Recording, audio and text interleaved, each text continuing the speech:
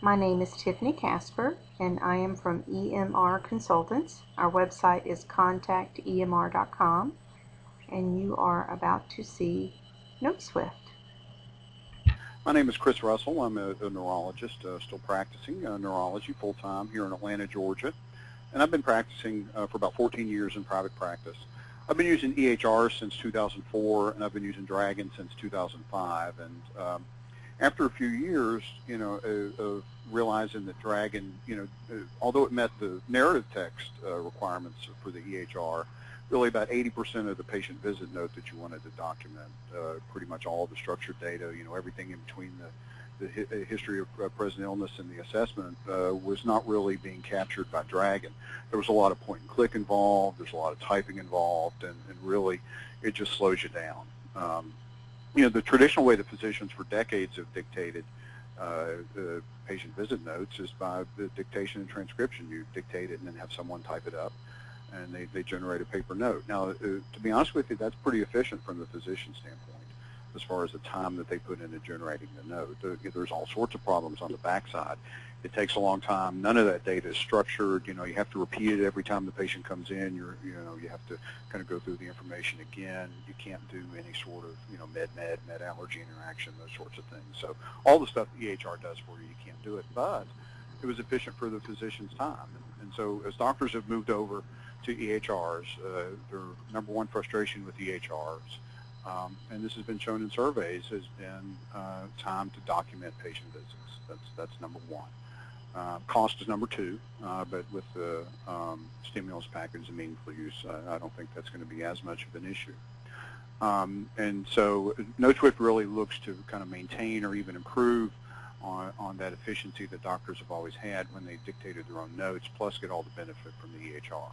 And we do that by allowing you to dictate all the structured data into the note. So I think the best way to show you how it works is just to kind of go through a demo of it, of how you would do a new patient visit into the EHR using NoteSwift. Before I do that, I'm going to show you a little bit of the navigation that you do with NoteSwift, just so you have an idea of what's going on. When I say the name of a particular section, what you're going to see is the EHR right here is going to switch to that section. And the second thing that's going to happen is a little box down here is going to pop up in the lower right-hand corner, and that's the NoteSwift box. When I dictate some data, it'll go into that box, and all I do is press a button on my microphone to enter that data into the EHR. So I'll just show you the navigation first, just so you get a feel for what you're going to be seeing. Chief complaint.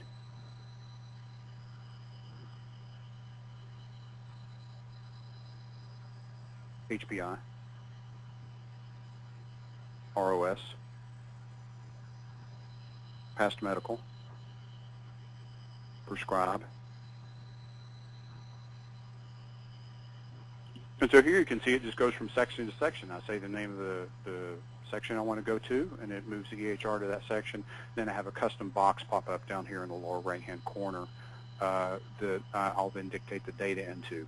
The goal here really, although this is navigation, the goal is not really to do voice navigation, although we do a little bit of that. The goal is to eliminate navigation. I don't want to have to click buttons. I don't want to have to, click the mouse into the search box and then type and then hit 3 buttons to kind of enter the data in. I don't want to have to do that by mouse. I don't want to have to do it by voice. I just want to say the relevant information and then press a button on my microphone and it goes where it's supposed to go, rather than having to do all the point and click and do all the typing. So I'll show you a little bit about how you would enter in a patient kind of from beginning to end using NoteSwift. Chief complaint, back pain, HPI. He comes in today because of low back pain period. For the last 6 weeks has had pain in the right lumbar region, radiating into the right leg period. He has tried over-the-counter medications and physical therapy without benefit period. ROS.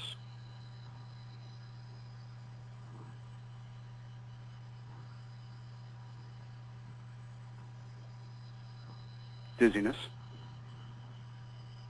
for 6 weeks. Past medical, atrial fibrillation since 1999, multiple sclerosis, social history, employment, note warehouse work, tobacco history, former smoker, 2 packs a day for 20 years,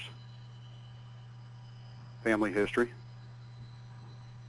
mother, hypertension, father, atrial fibrillation, med history, aspirin 81 milligrams daily,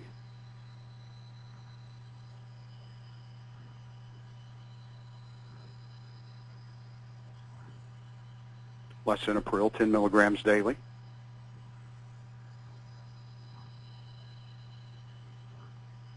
allergies, cephalosporins, rash, exam,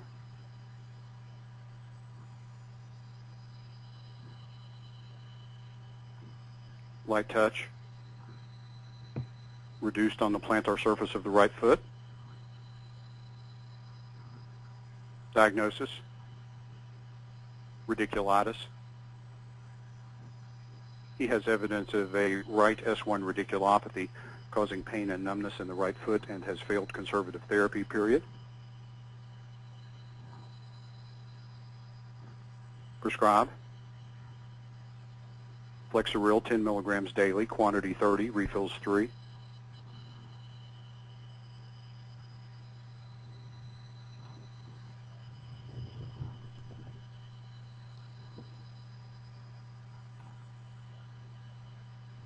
Orders: MRI lumbar spine,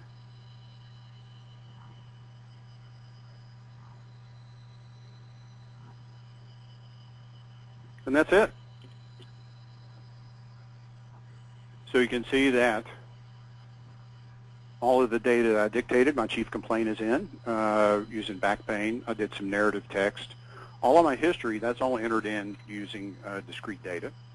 For instance, my past medical history. In MyWay, there are 2 places you can pull from the medical history. There's a list of common items. If NoteSwift finds it there, it'll use it. If it doesn't find it, it'll do a search and type in the answer, or type in the item. It also uses something called aliasing, so that if it's a funny term that, let's say, doesn't have an ICD-9 associated with it, you can set up a NoteSwift alias, and what that does is that when you say a term, it doesn't search for that particular term you searched for. You've set it up to something to search for something else, either another term or an ICD-9 code. Again, family history, social history. This is entered in for tobacco use for your meaningful use. Your medication histories, these are entered in as discrete data. Same with the drug allergies. And then review systems and physical exam. You saw you can document individual components there. Your diagnosis, prescription, and you can order tests like that.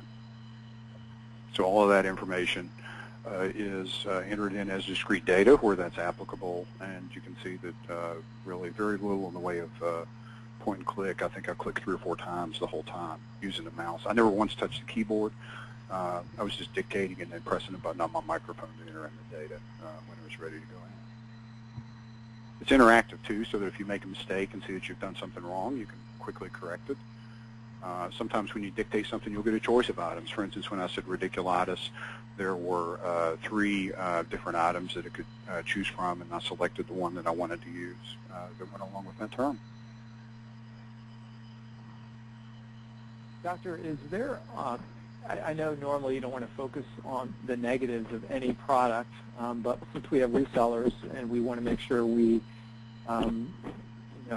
fill in the whole picture, are there any limitations, or what, if any, limitations are there with NoteSwift that you either have to manually document or do something other than what we just saw you demo?